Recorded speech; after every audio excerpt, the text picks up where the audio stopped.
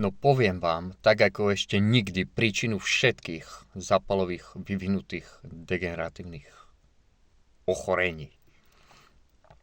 Toxicita. A teraz, tak ako to vysvetlím, tak snáď už to pochopí každý.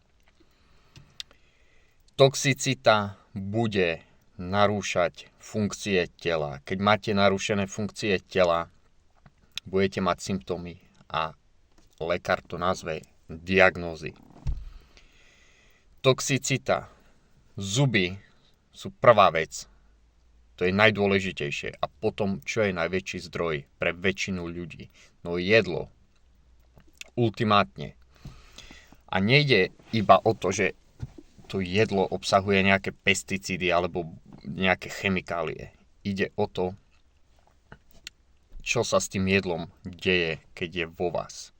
Buď bude strávené vašimi enzymami, alebo nebude a bude strávené baktériami, kvasinkami. Baktérie a kvasinky budú produkovať chemické látky, iným slovom toxíny. Tie toxíny sú buď metabolity, toto, čo zo seba dostane tá baktéria alebo kvasinka, prípadne ich enzymy rozštiepia jedlo na niečo, čo bude pre vaše telo toxické. Či je to prvý alebo druhý prípad, to je úplne jedno. Keď sa to vstrebá do vašej krvi, koluje to po tele, bude to narúšať funkcie vášho tela, čiže budete mať nejaké symptómy, problémy, bolesti, zápaly, kožné, psychické, to je jedno, cievné a tak ďalej. Pôjdete k lekárovi, on povie, máte takú diagnózu. Sa ho spýtate prečo? No, Boh vie prečo. Jednoducho to máte. Ale príčina je tá toxicita. Dám vám taký príklad dôležitosti, prečo je také dôležité byť na správnej strave, keď riešite nejaký problém. Keď ja poviem, že pšenicu nejesť, zemiaky nejesť, obilie nejesť, to je z toho dôvodu, že je to také dôležité. To nie je z toho dôvodu, že idem nejaký trend chytať, ako ostatní, že paleo a karnivor a vegánstvo, vegetariánstvo a iba fruitariánstvo, že iba ovocie jesť a podobné veci. To je dôležité, tak preto to ja hovorím. A dôležité je to presne preto, aby ste nekrmili tie baktérie a tie kvasinky. Pretože oni budú krmiť sa na tom jedle, na tom cukre, na škrobe, keď to vy nestrávite a budú produkovať tie toxíny, ktoré budú narúšať funkcie vášho tela, čiže budete mať rôzne symptómy, problémy zdravotné. Teraz dám vám príklad. Čo hovorím? Poďme takto to vysvetliť. Ktoré tri nejaké stavy tela sú prítomné vo väčšine tých chronických vyvinutých degeneratívnych chorôb. Hypoglykemia, hypoxia a dehydratácia. Extrémne problémové stavy tela, ktoré potom následne buď spôsobujú, alebo pridávajú k tým symptómom, ešte zhoršujú vaše symptómy. Teraz si to vysvetlíme na prípade hypoglykémie. Keď budete jesť tú správnu stravu, hypoglykemická, minimum škrobov a cukru, a hlavne cukru vo forme samozrejme spracovaných potravín, keksy a neviem, keksy je najhoršie, a tak čokolády a tak ďalej, tak povedzme to takto. Telo bude reagovať na ten vstrebaný cukor, keď ho strávite, nejakou reakciou, a tá reakcia je vylučovanie inzulínu. Vylúči sa inzulín, toľko, koľko treba za normálnych okolností, cukor vám klesne, ste OK.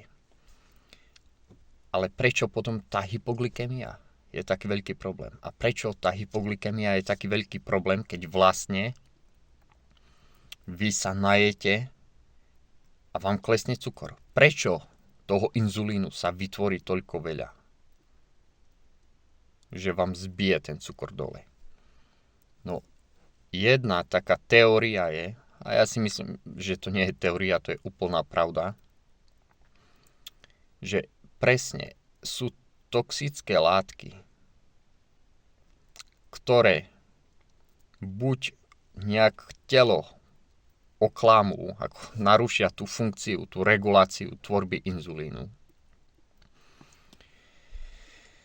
A existuje taká vec ako inzulínový autoimunitný syndrom. Sú toxické látky. Medzi iným tam sú lieky obsahujúce síru alebo aj tá lipová kyselina napríklad. Ale hlavne, o čom sa až tak nehovorí, sú to toxíny, ktoré budú narúšať molekulu inzulínu. Čiže vy zjete niečo, telo začne vyplavovať inzulín. No lenže máte v sebe nejaký toxín v krvi vám koluje, ktorý narúša tú molekulu inzulínu, čiže ona nie je funkčná. Takže začne sa tvoriť imunitná reakcia protilátky proti tomu inzulínu, ktorý je narušený, lebo to je cudzia molekula vlastne, zrazu. Imunitné látky sa pripoja na ten inzulín. Už je totálne nefunkčný tým pádom, lebo už je to nejaký komplex. A tie protilátky blokujú vlastne funkciu inzulínu. Takže telo robí čo? Telo tvorí ďalej ten inzulín a ďalej, lebo máte vysokú hladinu cukru v krvi, ste sa najedli práve. A po chvíli toho inzulínu máte šialené množstvo v tele, alebo veľké množstvo, oveľa vyššie, ako by malo byť. Ale ten komplex inzulínu s tými protilátkami je slabý. Čiže tá väzba je slabá. Po chvíli sa to rozpadne. Takže inzulín zrazu je opäť funkčný. Ten, čo sa začal tvoriť na začiatku. A výsledkom je, že zrazu máte veľa inzulínu v krvi. A on začne fungovať na bunky. Odomknete bunky, cukor z krvi vám vojde do buniek a zrazu máte hypoglykémiu. Také jednoduché to je. Čiže prvotná príčina sú tie toxíny, ktoré narušia inzulín. Narušia tú molekulu. Potom telo na tú molekulu narušenú inzulínu reaguje, že označí ju protilátkami. Ale po chvíli tvorba protilátok je náročná vec opäť. Čiže sa vybije tá kapacita, čiže už sa netvoria protilátky. Alebo ich nie je dosť v tele, lepšie povedané, v tej chvíli. Plus sa odpoja tie protilátky, ktoré už sú na inzulíne a zrazu máte veľa inzulínu a zrazu on začne reagovať, alebo vaše bunky začnú počúvať ten inzulín, čo je v krvi ho veľa, a letíte dole s krvným cukrom. Hypoglykémia. Príčina chronickej únavy. Príčina psychických problémov, úzkosti, depresie, nespavosti, spavosti, všetkého. Také jednoduché to je. Takže treba sa na to zamerať. Na tú toxicitu. A takých molekúl je XY nenormálne množstvo, ktoré narúšajú váš hormonálny systém, nervový systém, cievny systém, tvorbu žlče, to je kopa liekov, hlavne, čo budú blokovať tvorbu a vylučovanie v žlče. Čiže toxíny sú v prvom rade dôležité, keď riešite chronicky vyvinutý generatívny zápalový problém. A tie toxíny nie iba to, že budem jesť bio a je to OK, hociaké bio zjete, keď to bude krmiť baktérie, kvasinky vo vašom traviacom trakte, pretože nemáte dostatočnú tvorbu žalúdočnej kyseliny, pankreatických enzymov, žlčových kyselín, disacharidaz a dipeptidaz a tak ďalej, jednoducho všetkých tých enzymov traviacich, tak bude problém. Lebo bude to jedlo krmiť baktérie a kvasinky. A nemáte najmenšiu kontrolu nad tým, čo za toxíny tie baktérie a kvasinky vylúčia, v akom množstve do vašho tenkého čreva a tým pádom to prechádza do krvi. Takže vy máte iba nad tým kontrolu, koľko zjete jedla, ktoré nie je zlé, alebo ktoré je zlé, ale nejesť ho veľa zase. Takže toto je dôležité, toto je príčina. Toxicita. Zamerajte sa na toxicitu stále. Chronicky vyvinutý degeneratívny problém, to je jedno, či máte reumu, či máte osteoartrózu, alebo máte úzkosti, depresie, chronickú únavu, nespavosť, spavosť, kožné problémy, rakovina, autoimunitné problémy všetkého druhu. Dnes už sa začína hovoriť o tej autoimunite, čo je samozrejme už dávno jasné, známe, teda pre mňa, ale pre asi bežnú vedu to nie je. Tam to trvá, kým sa to dostane do mainstreamu ako fakt, že môžete už v podstate aj rakovinu nazvať autoimunitnou chorobou. A najväčšia príčina autoimunitných chorôb: toxíny, chemikálie, toxíny, jedy. Toto je známe, to nie je nič nové, je to známe.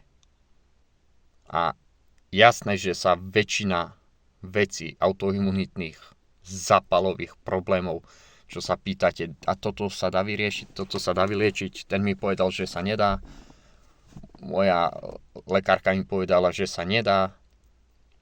Dá sa, lebo to je veda, na to sú vedecké fakty popísané, ako to vzniká, a tým pádom, keď budete robiť, napravíte tú príčinu, odstránite, prečo to vzniká, a to trávenie, a jedno, či jete bio alebo nebio jedlo, keď to trávenie nefunguje, tak toto treba riešiť. Keď je to zub treba riešiť.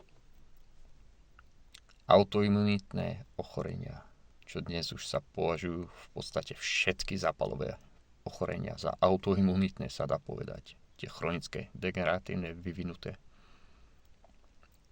Ich príčina sú toxíny. V vašom prípade dosť možné toxíny z traviaceho traktu alebo zo zuba. Alebo samozrejme môžete byť vystavení toxínom napríklad v nejakej fabrike chemickej, to je jedno. Alebo iba máte takú genetiku, že už žijete bio v horách alebo na dedine a aj tak tie gény nedokážu už za normálnych okolností dostať z vás tie toxíny, ktorým sme vystavení vo vzduchu, vo vode a tak ďalej. Dá sa riešiť drvivá väčšina vecí. A vyriešiť úplne, samozrejme. Jasné, u 80-ročného človeka po 40 rokoch, keď mu sklerózy multiplex, tak asi, keď je na vozíku, tak to nepôjde tak ľahko. Ale keď vám niečo začína, alebo ste ešte mladí, tak dá sa. To je jedno, čo vám povedia Parkinson, skleróza multiplex, reuma, neviem, chronická únava, to je jedno čo. Všetko sa nejak dá. Jasné, že to nie je 100%, že niekto presne vám povie, že takto a 100% úspech, ale stále je lepšie podľa tej vedy robiť tie kroky a aspoň sa pokúsiť to riešiť logicky, čo vám dáva zmysel, že dostať toxíny z tela, zlepšiť trávenie a tak ďalej. Ako do seba pchať nejaké chemikálie, ktorými najprv otrávené telo a potom ďalšie chemikálie jesť, aby tie symptómy otráveného tela zmizli. Veď otrava, napríklad vysoký tlak, môžete chemické látky niektoré vám dvihnú tlak. Preto, aby pretlačilo krv čím rýchlejšie. Tep sa dvihne a čím rýchlejšie cez pečeň, aby sa pečeň odbúrala ten toxín. Čiže vysoký tlak je napríklad iba symptóm otravy. A potom zoberiete nejakú iný toxín, ktorým budete blokovať ten symptóm otravy, aby ste mali nízky tlak. Čiže výsledok je, máte aj ten prvý toxín a plus si dávate ďalší. A preto tie dva toxíny ostávajú v tele a výsledkom je ďalší nejaký symptóm. Hovorí sa tomu aj vedľajší účinok alebo nežiaducí účinok. No. Dlhé video, 16 minút, takže to je celé zatiaľ.